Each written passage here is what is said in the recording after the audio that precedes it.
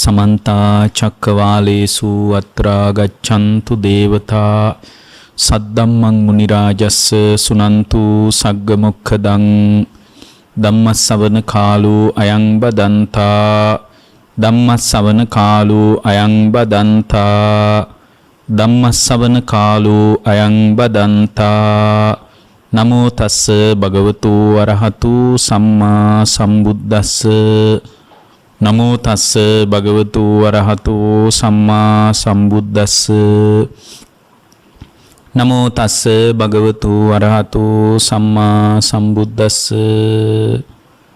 ඒ අපගේ ශාස්ත්‍රෝ සම්මා සම්බුදුරජාණන් වහන්සේට අප හැම දිනාගේම নমස්කාරය වේවා.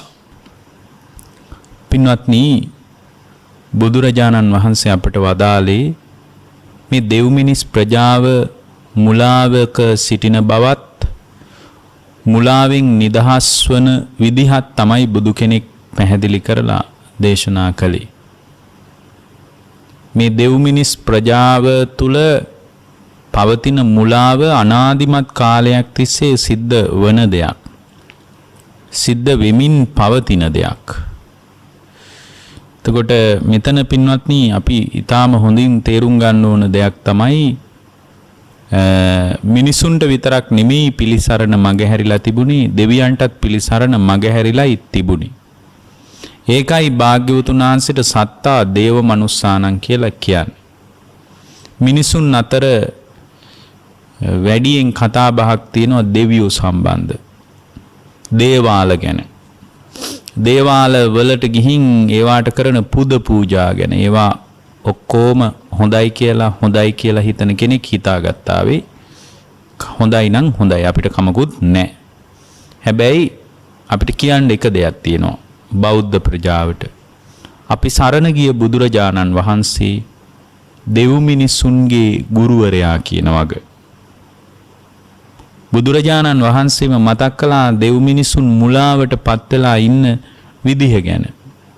රූපා රාමා භික්කවේ දේව මනුස්සා රූප රතා රූප සම්මුදිතා රූප විපරිණාම විරාග නිරෝධා දුක්ඛා භික්කවේ දේව මනුස්සා විහරති. මහණෙනි, දෙව් මිනිසුන් රූපයට බැඳිලා ඉන්න අය, රූපයටම ඇලිලා ඉන්න අය, රූප රතා රූප සම්මුදිතා රූපයෙන්ම සතුටු වෙන අය, රූප විපරිණාම විරාග නිරෝධා දුක්ඛා සම්පූර්ණයෙන්ම රූපේ විපරිණාමයේ ඉදිරියේ නිරුද්ධ වී යාම ඉදිරියේ දුකටපත් වෙලා ඉන්න අය. කවුද? මිනිස්සු විතරක් නෙමෙයි, දෙවියොත්. දෙවියෝ මිනිස්සු කියන්නේ ඔක්කොම රූපයෙන්ම සම්මුදිත භාවයටපත් වෙන අය. සද්ධාරාමා භික්කවේ දේව මනුස්සා සද්ධා රතා සද්ධා සම්මුදිතා සද්ධා විපරිණාම විරාග නිරෝධා දුක්ඛා භික්කවේ දේව මනුස්සා විහරಂತಿ. ඒ වගේම පින්වත් මහණෙනි, දෙව් මිනිසුන් ශබ්දයට බැඳිලා ඉන්න අය. මේ අපේ කතාව මේ කියන්නේ. ශබ්දයට ඇලිලා ඉන්න අය. ශබ්දයෙන්ම සතුටු වෙන අය. ශබ්දේ වෙනස් වීම ඉදිරියේ, නිරුද්ධ වීම ඉදිරියේ, Tamanගේ වසඟේ ශබ්දේ පවත්ව ගන්න බැරි වීම ඉදිරියේ අප්‍රමාණව දුකටපත් වෙන අය. දුකටපත් වී වාසය කරන අය. එහෙමයි භාග්‍යවතුන් වහන්සේ මතක් කළේ. ඒතර දෙව් මිනිසුන්ගේ කතාන්දරේ ඔන්න ඔහොම එකක්.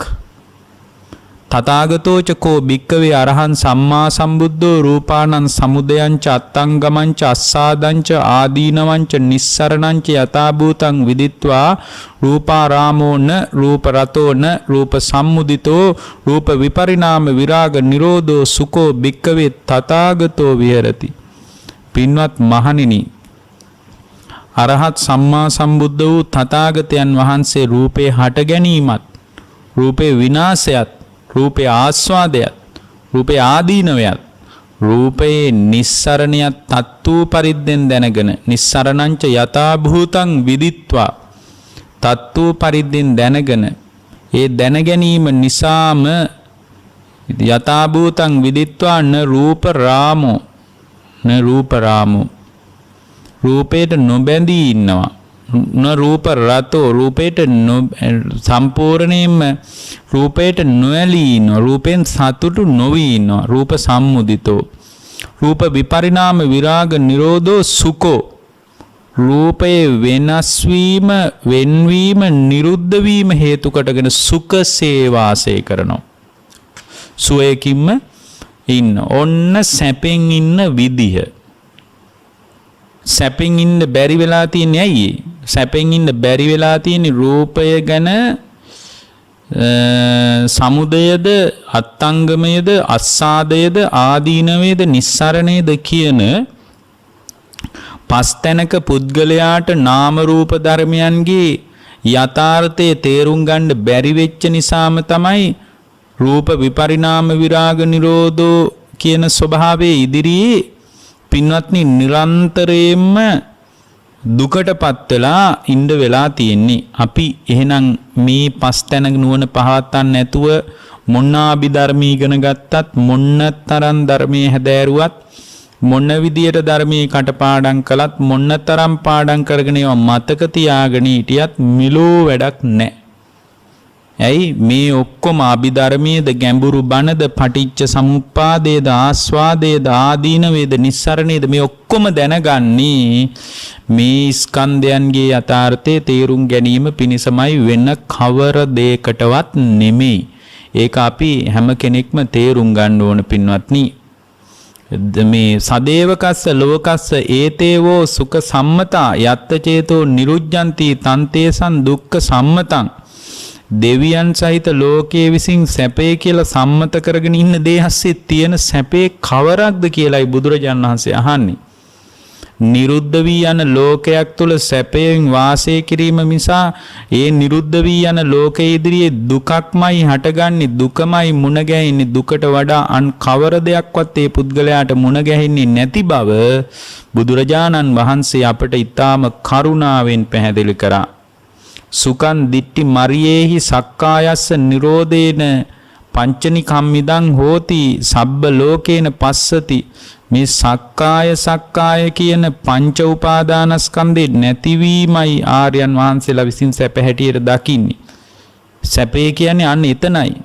එතකොට සියලුම ලෝකය විසින් මේ නිරුද්ධ වෙන හැටියට ලෝකෙම දැක්කොත් මුළු ලෝකේ පවතින යම්තාක් රූප යම්තාක් ශබ්ද යම්තාක් ගන්ධ සුවඳ යම්තාක් රස යම්තාක් පහස යම්තාක් අරමුණු මේවා ඔස්සේ ගොඩනැගෙන රූප වේදනා සංඥා සංකාර විඥානික ස්කන්ධයන් ලෝකයම පින්වත්නි සමුදය වී නිරුද්ධ වී යන හැටියට යම් ශ්‍රාවකයෙකුට දැක ගන්න පුළුවන් වුණොත් ඒ දැකගත් ශ්‍රාවකයාට තමයි පින්වත්නි බුදුරජාණන් වහන්සේ පැහැදිලි කළේ අවබෝධය හදා ගන්න පුළුවන් කියලා.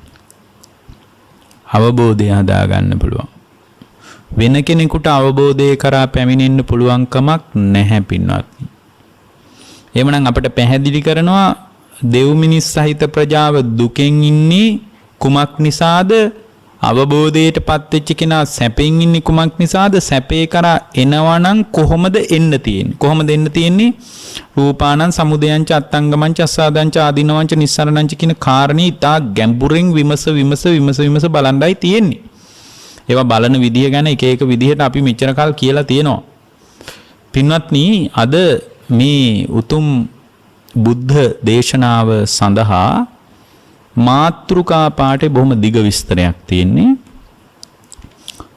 බුදුරජාණන් වහන්සේ නාම රූප දෙක ඇතිවන ආකාරය පිළිබඳ දේශනා කිරීමේදී ඒවා කවුරුන්වත් නිර්මාණය කළ හෝ කවුරුන් දායාද කළ හෝ මවපු හෝ ඉබේ හටගත් හෝ කර්මයෙන්ම සකස් වූ එකක් හෝ නොවේ යනුවෙන් දේශනා කර ඇති බව සඳහන් වේ.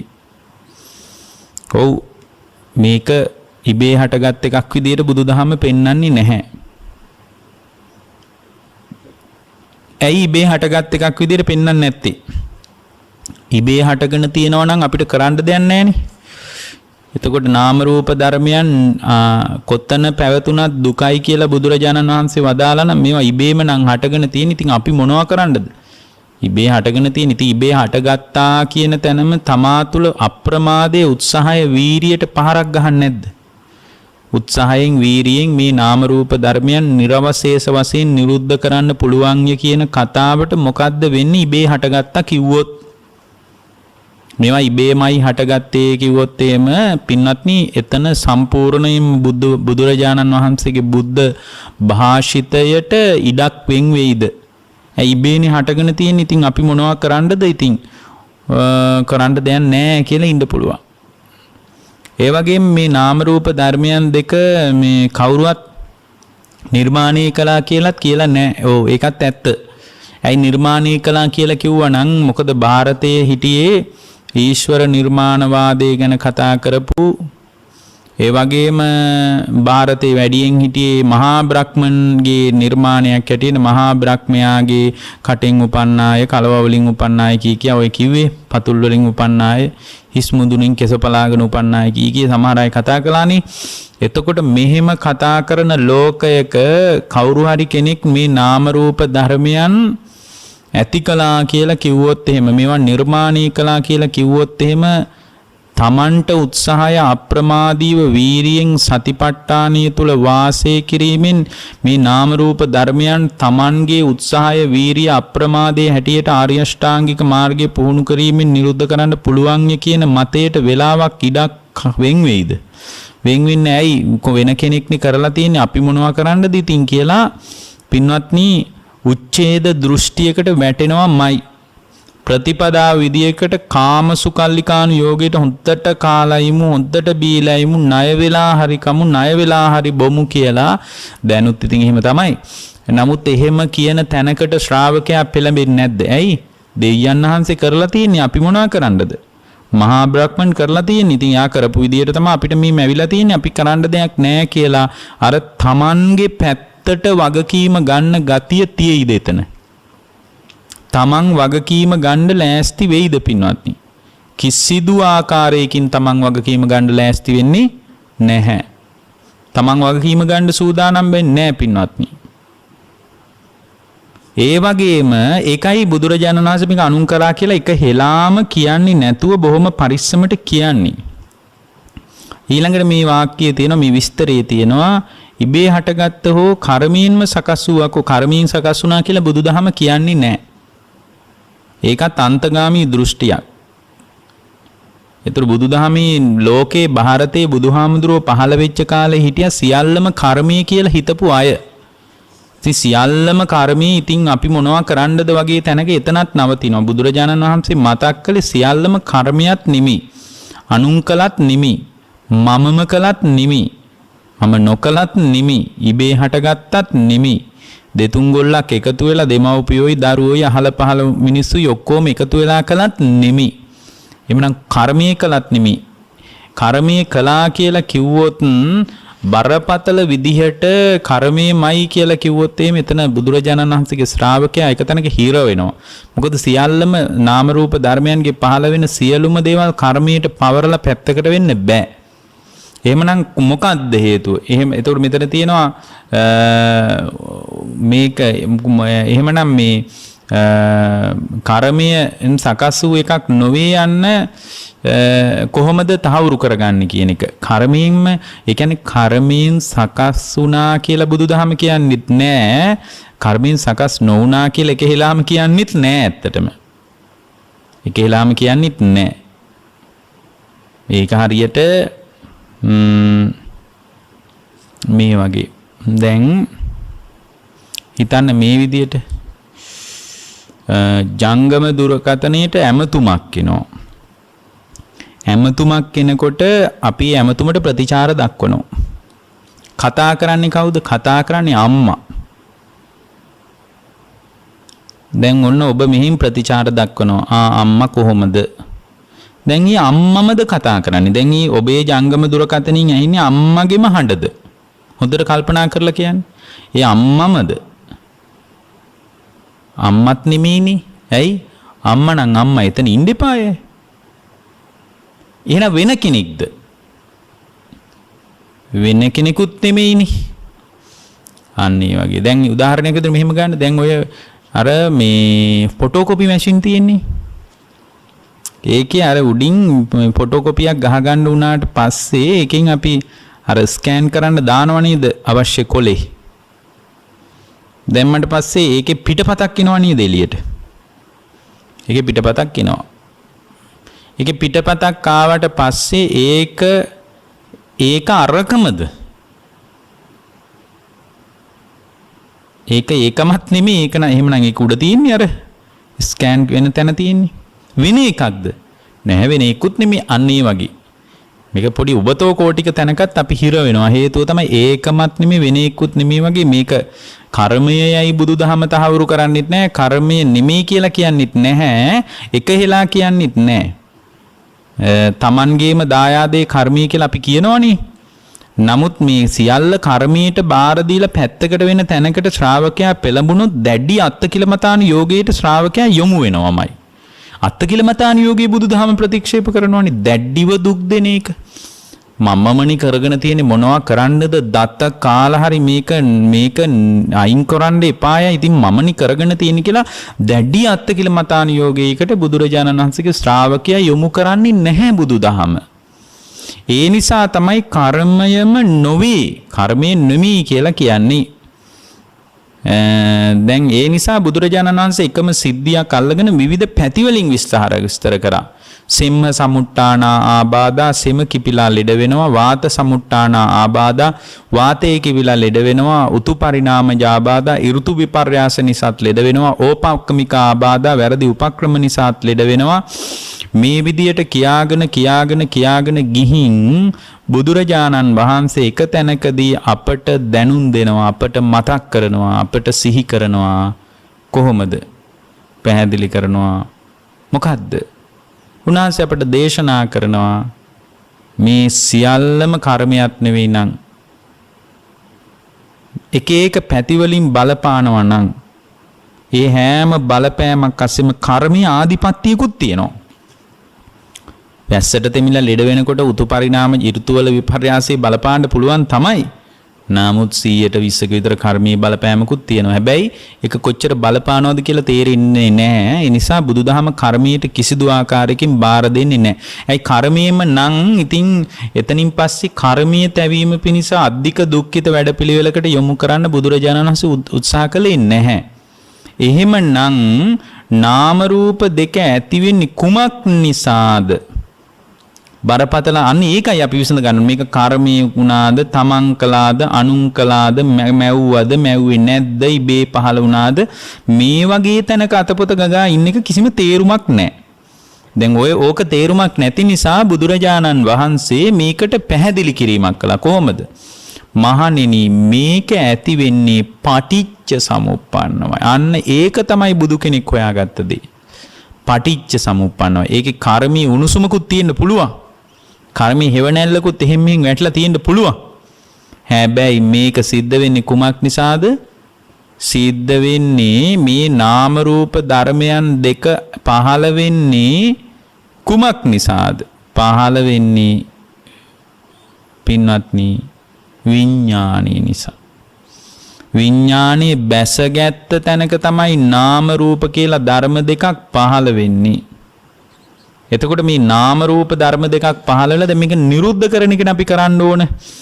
විඥානයේ නිරුද්ධ වීමෙන් නාම රූප නිරුද්ධ වෙලා යනවා. නාම රූප නිරුද්ධ වෙච්ච තැනක තමයි සලායතන ලෝකය නිරුද්ධ වෙන්නේ. සලායතන නිරෝධය යම් ශ්‍රාවකෙක් සාක්ෂාත් කර ගන්නවා නම් සලායතන නිරෝධය සාක්ෂාත් කර ගැනීම ගැන යම් ශ්‍රාවකයෙකුට උවමනාවක්, ඉඟියක්, කැමැත්තක්, ඈල්මක් තියනවා නම් සලායතන නිරුද්ධ කරගන්න තියෙන විදිහ තමයි බුදුරජාණන් වහන්සේ අපට පැහැදිලි කළේ. කොහොමද? ඒ තැනදී විදර්ශනා කරමින් ආර්ය මාර්ගය තුල ශක්තිමත් වෙන එක. එතනදී උපදවාගත යුතු විශේෂ දෙයක් තමයි පින්වත්නි නාම රූප පරිච්ඡේදක ඥානය කියලා කියන්නේ. ඒතර මේ නාම රූප පරිච්ඡේදක ඥාණයෙන් මේකයි කර්මයේ නිසා ඇති වුණාද, ඉබේ අටගත්තද, දෙගොල්ලෝ කරාද, දෙවියෝ හැදුවද, ඔය විදිහට ලෝකයේ මේ ප්‍රශ්නේ දිහා බලනවට වඩා බුදුරජාණන් වහන්සේ බොහොම ප්‍රශස්ත ක්‍රමයක් මේ ප්‍රශ්නේ දිහා බලන්න ඉගෙනුවා. කොහොමද? මොකක්ද මේ ප්‍රශස්ත ක්‍රමය? ඒ ප්‍රශස්ත ක්‍රමයේ තමයි පින්වත්නි මේ නාම රූප ධර්මයන් ඇති වෙන්නේ හේතුන් සහිතවයි. හේතුන් නිසා උද්ගත වෙච්ච ඵලයක් තමයි නාම රූපය කියලා කියන්නේ. හේතු නිරුද්ධ වීමෙන් නාම රූප ඕනෑම වෙලාවක නිරුද්ධ කරන්න පුළුවන්. බලන්න අන්න වගකීම Tamanට පැත්තට දෙනවා. කර්මී කරා කියලා කිව්වොත් එක තැනක හිර වෙනවනේ. ඇයි ඉතින් මං කලින් කරගෙනනේ කියන තැනක නැහැ. මේක නිරුද්ධ කරන තැනකට ශ්‍රාවකයාගේ හිත හදා ගන්න පුළුවන් විදිය තමයි මේ විඥානීය ප්‍රත්‍ය කරගෙන නාම රූප කියලා ධර්මයක් පහළ වෙනවා.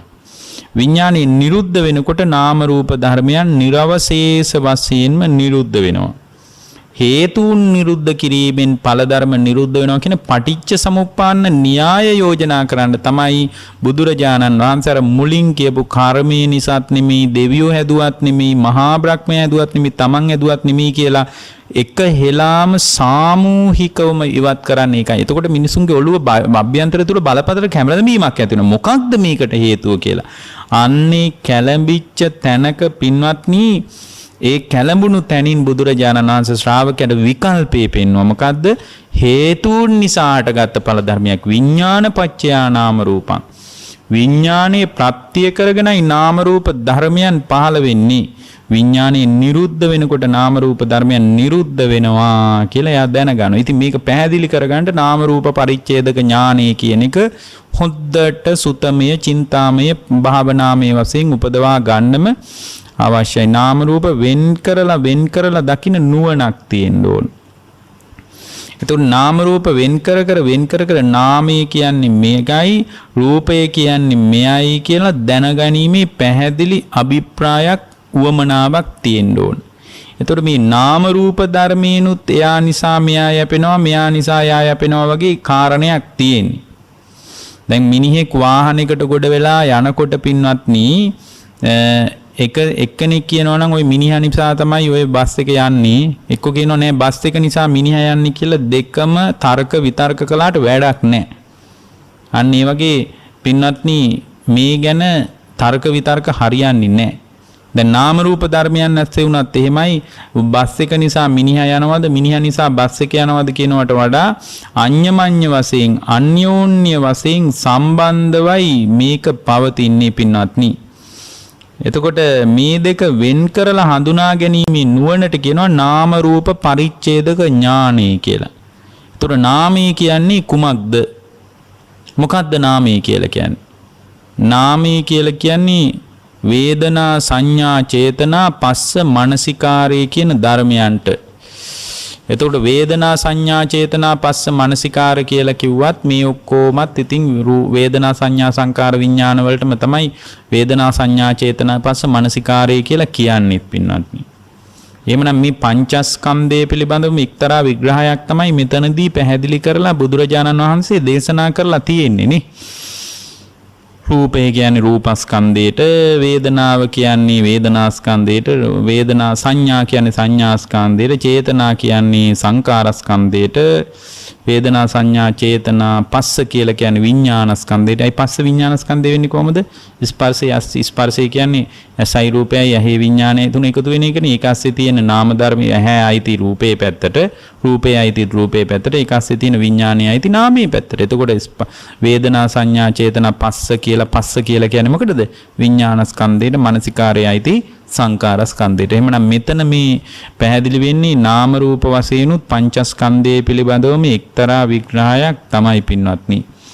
එතකොට මේ විදියට නාම රූප වෙන් කරලා හඳුනා ගැනීමේ නුවණ ශ්‍රාවකයා මුලින්ම හදා ගන්න ඕන. එතකොට මේ නාම රූප බිඳිලා ගියොත් එහෙම පැවැත්මක් නැහැ. අචිරං වතයන් කායෝ පටවින් අදිසෙස්සති කියලා කියන්නේ. එතකොට මේ වාගේ බිඳී යාමක් ඇති වුණොත් එහෙම නාම ධර්මයන්ගේ බිඳී යාමක් ඇති වුණොත් රූපස්කන්ධයට පැවැත්මකුත් නැහැ. රූප ධර්මයන්ගේ බිඳී යාමක් ඇති වුණොත් නාම ධර්මයන්ට පැවැත්මකුත් නැහැ. එhmenan නාම රූප අන්‍යෝන්‍ය වශයෙන් එකිනෙක මත යැපෙන බව අපි හොඳට තේරුම් ගන්න අවශ්‍යයි. ඒත් එක්කම වැදගත්ම දේ මේක කර්මී කළාද නැද්ද මේවා හොය ඉන්නවට වඩා පින්වත්නි, මේක කොහොමද උනේ කියලා හොයනවටත් වඩා වැදගත්ම සාධකය තමයි මේ නාම රූප ධර්මයන් නිරුද්ධ කරන්න පුළුවන් තැන මොකද්ද? මේක නම් අරුබුදය. මේ නාම රූප ධර්මයන් ඉතිරි නැතුවම නිරුද්ධ වී යන්නේ කොහොමද? ඉතිරි නැතුව නිරුද්ධ කරනවා නම් කොහොමද නිරුද්ධ කරන්නේ කියන කාරණේ පිළිබඳ බුදුරජාණන් වහන්සේගේ ශ්‍රාවකයාට නුවණක් තියෙන්න ඕන. නාම රූප ධර්මයන් නිරුද්ධ කරන එකයි වැදගත් දේ. නිරුද්ධ කරන්න තියෙන්නේ පින්වත්නි නාම රූප කියන එක ඇති වෙන ආකාරය දැකලා එතනින් එහාට පින්වත්නි සම්මර්ෂණ ඥානයකුත් උපදව ගන්න ඕන, පච්චේ පරිග්ගහ ඥානයකුත් උපදව ගන්න ඕන. මේ නාම රූප ධර්මයන් කුමක් නිසාද ඇති වෙන්නේ කියලා. දැන් අපි කියනවානේ කර්මී නිසාත් ඇති වෙන්නේ නැහැ කියලා. දැන් මේ පිනුතුන් විමසන මේ ප්‍රශ්නේ මාතෘකාවේ තියෙන එකනේ කර්මී නිසා ඇති වෙන්නේ නැත්තම් කවරක් නිසාද මේක සිද්ධ වෙන්නේ කියලා. කර්මයේ නිසාත් නෙමෙයි නම් කවුරුවත් කරෙත් නැත්තම් දෙයියෝ කරෙත් නැත්තම් දෙමව්පියෝ කළෙත් නැත්තම් තමන් කරගත්තෙත් නැත්තම් මොකක්ද නාම රූප ධර්මයන්ට හේතුව මොකක්ද කියලා වෙන් වෙන් වශයෙන් විමසලා බලන්න ඕන. එතකොට මේ රූපය කියන එක ඇති වෙන්නේ දැන් රූපය බලමුකෝ රූපය ඇති වෙන්නේ කුමක් නිසාද? රූපය කියන ස්වභාවය උද්ගත වෙන්නේ කවර දෙයක් පදනම් කරගෙනද පින්වත්නි? මේ රූපය කියන ස්වභාවය ඇති වෙන්නේ රූපය කියන එක ඇති වෙන්නේ පින්වත්නි ආහාරය නිසා කියලා අපි කියලා තියෙනවා. ආහාර චක්‍රය ගැනත් කියලා තියෙනවා. ඍතුව නිසා රූපය සමුදේ වෙනවා. කර්මය නිසා රූපය සමුදේ වෙනවා. චිත්තය නිසා රූපය සමුදේ වෙනවා. එතකොට ආහාරය, ඍතුව, කර්ම, චිත්ත කියන ස්වභාවයන් නිසා රූපය සමුදේ වෙනවා. එතකොට කනබුන කෑමෙන් තමයි මේ රූපේ නඩත් වෙන්නේ. ඒ නිසා මේ රූපේ පැවැත්මට ආහාරයේ ඍජු දායකත්වයක් තියනවද නැද්ද? තියෙනවා. ආහාර සමුදයෝ රූප සමුදය. ආහාර සමුදය රූප සමුදයෝ. කම්ම සමුදය රූප සමුදයෝ. එතකොට අපිට තේරෙනවා මේ ආහාර, කර්ම, ඍතු, චිත්ත කියන ස්වභාවයේ මත රූපය පවතිනවා. එමනම් රූපයේ ඇතිවීමේ හේතුව දැනගන්නවා. ඊට පස්සේ නාම ධර්ම වලත් ඇතිවීම දැනගන්නවා. මොනවද නාම ධර්ම? නාම ධර්ම කියලා කියන්නේ වේදනා සංඥා චේතනා පස්ස මනසිකාර කියනවා. වේදනා සංඥා සංකාර විඥානම ගමුකෝ. වේදනාව ඇති වෙන්නේ කුමක් නිසාද? වේදනාව ඇති වෙන්නේ පින්වත්නි වෙන මොකක්වත් නිසා නෙමෙයි. වේදනාව ඇති වෙන්නේ පින්වත්නි වේදනාව ඇති වෙන ස්පර්ශය නිසා. ඇසද රූපයද චක්කු විඥානයද කියන තුනේ සුසංයෝගය නිසායි පින්වත්නි ඇහි ස්පර්ශය හටගත්තේ. ඇහි ස්පර්ශය හටගත්තේ එහෙමයි. ඇසයි රූපයයි ඇහි විඥානය තුන සුසංයෝගයෙන්. ඒ තුනේ සුසංයෝගයට එකතු වීමට කියනවා මොකද්ද? ස්පර්ශය කියලා. එහෙමනම් ස්පර්ශය නිසායි වේදනාව ඇති වෙන්නේ. චක්කු සම්පස්සජා වේදනාවෙන් වේදනාව හටගන්නේ ඇහි ස්පර්ශය ඇති වුණොත් විතරයි. කනින් වේදනාව හටගන්නේ කනින් ස්පර්ශය හටගත්තොත් විතරයි. නාසයෙන් වේදනාව හටගන්නේ නාසයේ ස්පර්ශය හටගත්තොත් විතරයි. දිවේ වේදනාව හටගන්නේ දිවේ ස්පර්ශය හටගත්තොත් විතරයි. කයේ වේදනාව ඇති වෙන්නේ කයේ ස්පර්ශය හටගත්තොත් විතරයි. ඒතර රූප වේදනා සංඥා සංකාර විඥාන කියන දේවල් ඇති වෙන්නේ වෙන වෙනම තේරුම් ගන්නට මේ නාම ධර්මයන් නැති වෙන්නේ කුමක් නිසාද කියලා තේරුම් ගන්න. දැන් මෙතන ඒතර ඒක තේරුම් ගන්නකොට තේරෙනවා මේක කර්මය නිසා කියන එක කොයිතරම් වැරදි කතාවක්ද. මේ ලස්සන්ට හේතුන් නිසා උද්ගත වෙන ඵල ධර්ම ටිකක් විදියට බුදුරජාණන් වහන්සේ මේක මනාව පැහැදිලි කරලා තියෙද්දී යම් පුද්ගලයෙක් මේක කර්මයට බාර දෙනවා නම් ඒක මොනතරම් මෝඩ වැඩක්ද කියලා ඒ අවබෝධය කරා යන ශ්‍රාවකයාටම තේරෙනවා. පේන්න පටන් ගන්නවා පින්වත්නි. දැන් බලන්න එතනින් එහාට ගිහින් වේදනා සංඥාව ඇති වෙන්නේ මොකක් නිසා? සංඥාව ඇති වෙන්නේ ස්පර්ශය නිසා. පින්වත්නි ඇසද රූපයේද චක්කු විඥානයේද තුන එකතු වෙච්ච නැත්තම් රූප සංඥා කියලා කොටසක් හිතේ පහළ වෙයිද? පහළ වෙන්නේ නැහැ. කනයි ශබ්දයයි කනේ සෝත විඥානයයි තුන එකතු නැත්තම් ශබ්ද සංඥා පහළ වෙයිද? හිතේ නැහැ. හිතේ ශබ්ද සංඥා සටහන් වෙනවනේ. ඒවා සටහන් කරගන්නවනේ අපි. ඒවා සටහන් කරගෙන ඒ සටහන් ඒ ශබ්ද සංඥා වලට මුලාවටපත් වෙලා ඒවා හොඳයි මිහිරි කියලා ඇල්ලුවාමනේ ඒ සංඥා නැවත නැවත ලෝකයෙන් හොයන්න හිතෙන්නේ. අපිට එහෙම හිතෙනවනේ ශබ්ද සංඥා හිත තුල ලියව ගත්තාම නිමිති අනුනිමිති සටහන් කරගත්තාම මේ ශබ්දේ පදනම් කරගෙන ලෝකයට ගිහින් ඒවා හොයන්න හිතෙනවනේ පින්වත්නි. ඒක ලෝකේ හැටිනේ ශබ්ද සංඥා. ගන්ධ සංඥා.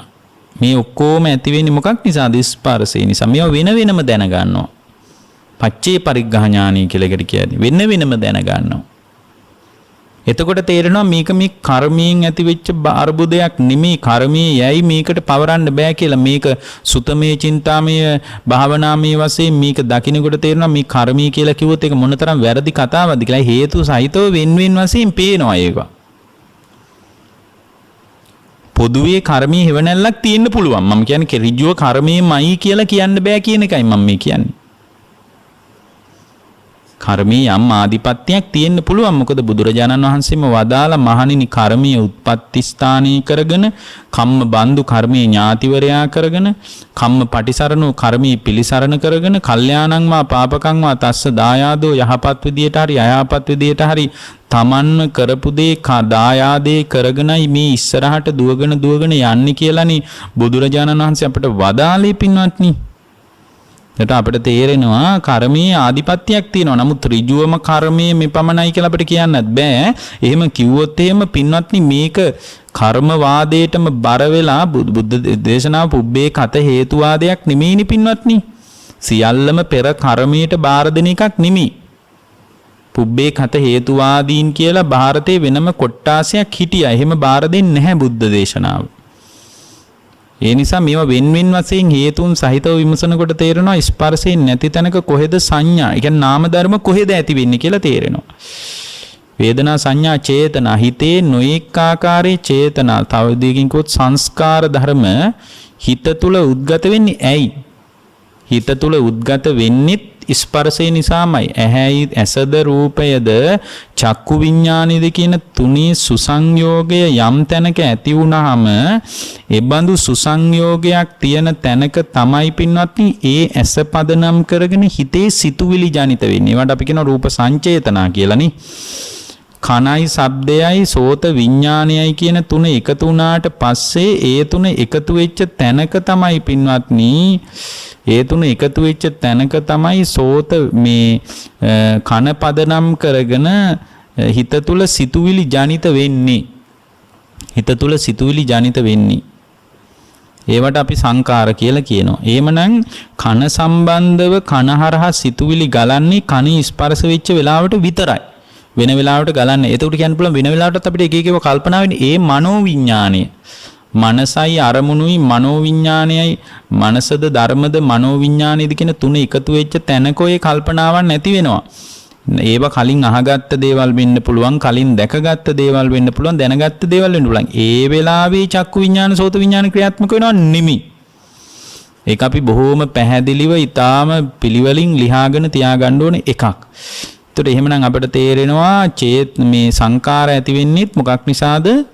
ස්පර්ශය නිසා. වේදනා සංඥා සංකාර විඥාන. විඥානය ඇති වෙන්නේ මොකක් නිසාද? විඥානය ඇති වෙන්නේ නාම රූප ධර්මයන් නිසා. නාම රූප ධර්මයන් මිලක්ක කරගෙන ඇතිවි නැතිවි යන ස්වභාවයක් තියෙන්නේ කියලා අපිට මේක ගැඹුරින් බලනකොට එහෙම තේරෙනවා. නාම රූප පත්‍ය විඥානං විඥාන පත්‍ය නාම රූපං කියලා මේක දෙපැත්තට කියන්නේත් ඒකයි. ඒකත් බොහොම පරිස්සමට ලියා ගන්න ඕනේ එකක් ඇත්තටම. මේ විදියට දැනගන්නකොට යාට පින්වත්නි නාම රූපයන්ගේ සමුදයත් ඒ නාම රූපයන්ගේ හේතුවත් දුකේ නාම රූප නිරෝධයත් පේන්න පටන් ගන්නවා. නිරුද්ධ කරන ප්‍රතිපදා විදිහට ආර්ය අෂ්ටාංගික මාර්ගය කියලා ඔන්න සම්මා දිට්ඨිය තුල හිට ගන්නවා. ඒ සම්මා දිට්ඨිය තුල හිට ගන්නකොට යාට තේරෙනවා මේ නාම රූප ධර්මයන් හැම වෙලාවකම ඔන්න බලන්න මේ නිරුද්ධ කරන ප්‍රතිපදාව කර්මයේමයි මේක වෙන්නේ කියවනම් මේක නිරුද්ධ කරගන්න විදිහක් නැහැ. දතකාල කර්මීය ඒ කියන්නේ පුබ්බේකත හේතුවාදයක් කියන තැනක සියල්ලම පෙර කර්මී නිසා නාම රූප ධර්මයන් හටගන්නේ කියන තැනකට ගියොත් ශ්‍රාවකයා දත තියාගෙන තද කලත් මේක නිරුද්ධ කරන්න බෑ. මන්දෝත්සහයි වෙනවා. පසුගාමී වෙනවා ශ්‍රාවකයා. එතනදී අපිට පුළුවන් වෙන්න ඕන පින්වත්නි මෙතනදී මම වෙන පරයයක් ඔබට කියන්නම්. මෙතනදී අපිට පුළුවන් වෙන්න ඕන මේක තේරුම් අරගෙන මේ නාම රූප මෙන්න මේ හේතුන් නිසායි උද්ගත වෙන්නේ. මෙන්න මේ හේතු නිරුද්ධ වීමෙන් නාම රූප ධර්මයන් නිරුද්ධ වෙලා යනවා.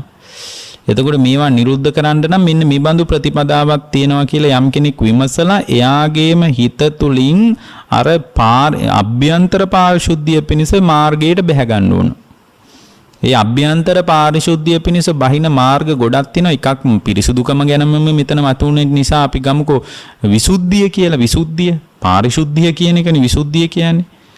ඒතර විසුද්ධියෙන් පිරිසුදු වෙන්න ඕන. නාම රූප ධර්මයන් නිසා හිත තුළ කෙලෙස් උපදින්න නැති විදියටත් නාම රූප ධර්මයන් නිර්වශේෂ වශයෙන් ඉතිරි නැත්තුවම නිරුද්ධ කිරීමයි ශාන්ත. නාම රූප ධර්මයන් ඉතිරි නැතුව නිරුද්ධ කිරීමයි ප්‍රණීත කියලා ඒක සම්පූර්ණයෙන්ම නිරුද්ධ කරන තැනකට අපේ හිත සකස් කරගන්න ඕන පින්වත්නි. ඒ බඳු තැනකට අපේ හිත සකස් කර ගැනීම පිණිස අපට පින්වත්නි ඍජු වැඩපිළිවෙලක් තියෙන්න ඕන. වක්‍ර වැඩපිළිවෙලක් නෙමෙයි ඍජු වැඩපිළිවෙලක් තියෙන්න ඕන. එතකොට මේ ඍජු වැඩපිළිවෙල තුළ අපි මේ නාම රූප ධර්මයන්ගේ මූලික වශයෙන් සුරක්ෂිතභාවය හදන්න ඕන. මේ නාම රූප ධර්මයන් එකතු වෙච්ච තැනක නාම සහ රූප ධර්මයන් එකතු වෙච්ච තැනකනි පින්වත්නි ආයතන ගොඩ නැගෙන්නේ. නාම රූප පත්‍ය සලආයතනන්නේ.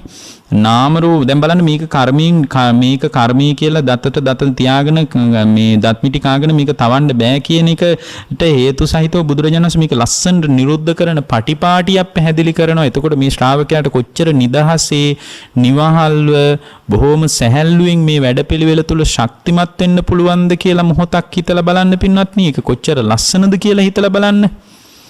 දැන් මේ විදියට ශ්‍රාවකයා ඇති වෙනකොට විසුද්ධිය කතා කරමුනේ අපි මේ සප්ත විසුද්ධියම මෙතන ගලපලා ගමුකෝ.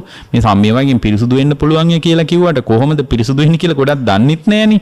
දැන් බලන්න මෙතනටම සප්ත විසුද්ධිය යෙදුවොත් මේක මෙන්න මේ හේතු නිසා නාම රූප ධර්ම ඇති වෙනවා කියලා වෙන් වශයෙන් තේරුම් අරගෙන ඒ හේතුවම නිරුද්ධ කිරීමෙන් නාම රූප නිරුද්ධ වෙලා යනවා කියලා තේරුම් අරගෙන නිරුද්ධ කිරීමේ ප්‍රතිපදාව ආර්ය ශ්‍රාංගික මාර්ගය කියලා තේරුම් අරගෙන අපි කියනවානේ සප්ත විසුද්ධියෙන් පිරිසුදු වෙන්න පුළුවන් කියලා. ඔන්න පිරිසුදු වෙන ආකාරය බලන්න නාම රූප ධර්මයන් මිලක්ක කර. මේක ඕන එකට ගලපලා බලන්න පින්වත්නි.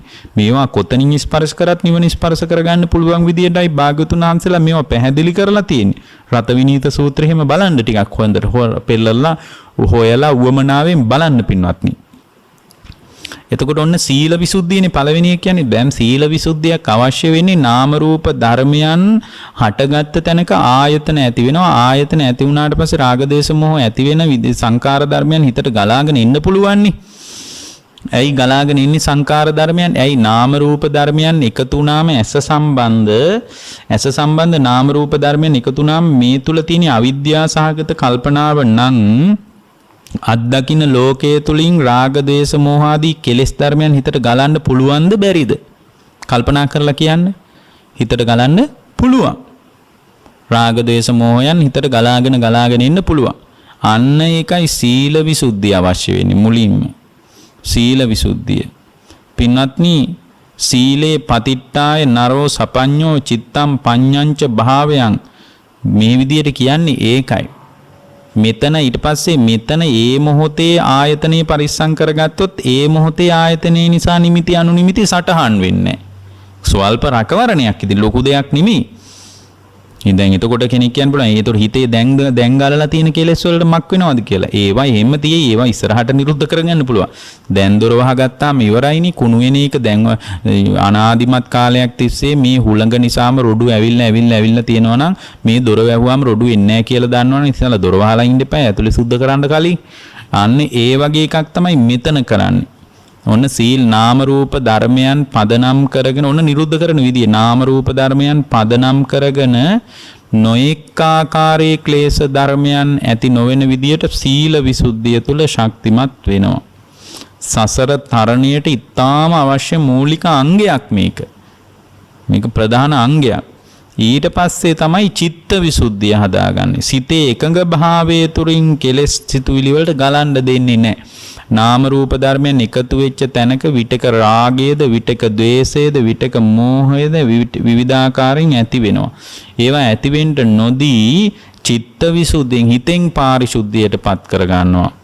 මෙතන යඩුම පළවෙනි ධ්‍යානයේ වගේ තත්වයක්වත් දියුණු කර ගනිමින් තමයි සිත නිසල භාවයටපත් කරගෙන චිත්ත විසුද්ධිය හදා ගන්නවා. චිත්ත විසුද්ධිය. ඒක නිවන් මාර්ගයට බොහෝම උපකාරාර්ථයෙන් වැදගත් වන ඊටාම අත්‍යවශ්‍යම අංගයක් චිත්ත විසුද්ධිය. නාම රූපයන් ඉලක්ක කරගෙන යැති කරගන්න. ඊළඟට දිට්ඨ විසුද්ධිය හදා ගන්නවා. මොකද්ද මේ දිට්ඨ විසුද්ධිය කියලා කියන්නේ? මේ නාම රූප ධර්මයන් කියන්නේ මම නාම රූප ධර්මෙන් එකතු වෙච්ච තැනක මම ඉන්නවා මගේ ආත්මය කියලා අල්ලගෙන සත්වයේ පුද්ගලයෙක් කියලා හිතාගෙන හිටපු ගතියයි මෙතනින් බැහැර වෙන්නේ. දිට්ඨ විසුද්ධිය තුල නාම රූප හැර මෙතන සත්වයක් නෑ පුද්ගලයෙක් නෑ කියලා පැහැදිලිව Tamanගේම දෘෂ්ටියෙන් අවබෝධ කරගන්නවා. තමන්ගේම දෘෂ්ටියෙන් අවබෝධ කරගන්න. එතකොට පැහැදිලි මේ නාම රූප ධර්මයන්ගේ ඇතිවි නැතිවි යාමක් විතරමයි මෙතන තියෙන්නේ. ඊට වඩා අන් කවර දෙයක්වත් නැහැ කියලා යාට හුත්තටම පේන්න පටන් ගන්නවා. අන්න ඒක පේන්න පටන් ගන්නකොට මම කෙටියෙන් කියන්නේ දැන් මෙතන මේ නාම රූප ධර්මයන් මේ කර්මයෙන් නොවේ නම් ඒක කොහොමද වෙන්නේ කියලා මේ ප්‍රශ්නේ අහලා තිබ්බනේ. ඒකයි මම මේ කියන්නේ. ඊළඟට උපදින්නේ කාංකා විතරණ විසුද්ධින් දැන් සැක ඔක්කොම දූර වෙනවා. නෑනේ කර්මයේ බලපෑමක් තියෙන්න පුළුවන්ද බැරිද? ඔය වගේ දැන් මේ මාතෘකාවේ තියෙන අර්බුදයේ තියෙන එක නිදහස් වෙනවා. සීල විසුද්ධිය, චිත්ත විසුද්ධිය, දිට්ඨ විසුද්ධිය ක්‍රමානුකූලව වඩනකොට තේරෙනවා කාංකා විතර මේක හේතුන් නිසාමයි හටගන්නේ. කාංකා විතරන විසුද්ධිය කියන්නේ සැක දුරු වෙලා පිරිසුදු භාවයටපත් වෙනවා කියලානේ. බුදුරජාණන් වහන්සේ ගැන, ධර්මී ගැන, සංඝයා ගැන, පෙර භවයේ ගැන, පසු භවයේ ගැන, පෙරපසු උභය භවයේ ගැන, සීලය ගැන, සමාධිය ගැන, ප්‍රඥාව ගැන නොඑක ආකාරයෙන් හිත තුල උද්ගත වෙච්ච සැකයක් තියෙනවා නම් කාංකා විතරන විසුද්ධියේදී පින්වත්නි සම්පූර්ණයෙන්ම ඒ සැකය එයාගේ හිත තුල දුරු වෙලා යනවා. එතකොට යාට මේක කර්මය නිසා වුණාද දෙයියෝ මැව්වද ඔය මොකක්වත් ඇති වෙන්නේ නැහැ පින්වත්. ওই විදිහට ඉස්සරහට යනකොට යාට මග්ගහමග්ග ඥාන දර්ශන විසුද්ධිය උපදිනවා. මොකද්ද මාර්ගයයි අමාර්ගයයි වෙන් කරලා අඳුන ගන්න පුළුවන්. මේවා දෙයියෝ හැදුවෙත් නැහැ අපි හැදුවෙත් නැහැ මේවා හේතුන් නිසාම හටගත්ත ඵල ධර්මයක් කියලා මාර්ගයයි මේක තමයි මාර්ගය. මේ සීල සමාධි ප්‍රඥා නම් වූ එකම මාර්ගය තුලින් තමයි මේ වැඩපිළිවෙල තුල දායාද වෙන්න තියෙන කියලා පැහැදිලිව පේන්න තියෙනවා. මේ නාම රූප ධර්මයන් නිර්වශේෂ වශයෙන් නැති වෙන්නේ නැත්නම් ඒක තමයි ශාන්ත ඒක තමයි ප්‍රණීත කියලා බොහොම පැහැදිලිව පේන්න පටන් ගන්නවා. ඊට පස්සේ පටිපදා ඥාන දර්ශන විසුද්ධිය. ප්‍රතිපදාවෙන් විසඳෙනවා මේ ප්‍රශ්නේ. මෙතන පින්වත්නි එතකොට ප්‍රතිපදා ඥාන දර්ශනීය තමයි උදයබ්බ ඥාන, බංග, බයතුපට්ඨාන, ආදීනව, නිබ්බිදා ඔක්කොම ඥාන අයිති වෙන්නේ. එතකොට මේ උදයබ්බ ඥානය තුළ මෙයාට පැහැදිලිව පේනවා මේ පටිපදා ඥාන දර්ශන විසුද්ධියෙන් පිරිසුදු වෙනකොට මේ භාවනාවත් එක්කයි මේක සම්බන්ධ. එතකොට එයාට පේනවා මෙතන නාම රූප ධර්ම ඇති වෙනවා නැති වෙනවා උදයබ්බ ඥානයේදී. හොඳට දැනගන්නවා. ඇති වෙන නැති වෙන හේතුත් දැනගන්නවා එතන. ඉතින් එතකොට මේක කර්මයට පවරන ගතියක් කොහොමටවත් එන්න විදියක් නැහැ. නිකන් අඹමල් රේණුවකවත් අදහසක් එන්නේ නැහැ. මෙතන සම්පූර්ණයෙන්ම මේ පටිපදා ඥාන දර්ශන විසුද්ධියෙන් එයා විසුද්ධියටපත් වෙනකොට මෙතනට තමයි ඔක්කොම විදර්ශනා ඥාන ආйти. ඒකේ පළවෙනි එකනේ පින්වත්නි මොකද්ද? උදයබ්බ ඥානය. උදය වැය පේනවා. කවරක උදේ වැයද පේන්නේ? නාම රූප ධර්මයන්ගේ උදේ වැය. නාම රූප ධර්මයන් හට ගන්නවා නිරුද්ධ වෙනවා. හේතුන් නිසා හට ගන්නවා. හේතුන් නිරුද්ධ වෙනකොට ඉතිරි නැතුවම පොඩ්ඩක්වත් ඉතිරි නොවීම නිරුද්ධ වී යනවා නේද කියලා බොහෝම පැහැදිලිව ඒ ශ්‍රාවකයාට දැක ගන්න ලැබෙනවා පින්වත්. එතකොට ඥාන දර්ශන විසුද්ධිය. එතකොට මෙතනදී ඥාන දර්ශන විසුද්ධිය තමයි මේ සම්පූර්ණයෙන්ම සෝවාන් වෙච්ච මාර්ගසිතයි ඵලසිතයි හඳුනාගන්නේ. ඉතින් මේ විදියට ඕනනම් අවශ්‍ය නම් අපිට පුළුවන් මේ නාම රූප ධර්මම ඉලක්ක කරගෙන ගැඹුරින් විදර්ශනා කරලා අවබෝධයේ පැත්තටම හිත හදාගත්ත සැබෑ ශ්‍රාවක භාවයක් හදාගන්න පුළුවන්. එතකොට අපිට මේ විදියට එහෙමනම් ප්‍රතිපදාවකින් තමයි මේ කතාව පැහැදිලිව දැක ගන්න තියෙන්නේ. මේ පින්නතුන් අහන කාරණේ පැහැදිලිව දැක ගන්න තියෙන ප්‍රතිපදාවකින්. ඒ නිසා මම කියන්නේ මේ අහගත්ත දැනුම ඔස්සේ හොඳට ඔය කියන නාම රූප ධර්ම ඉලක්ක කරගෙන කරන භාවනාවක් කෙරෙහි Tamanගේ අවධානය යොමු කරගන්න එකයි වටින්නේ.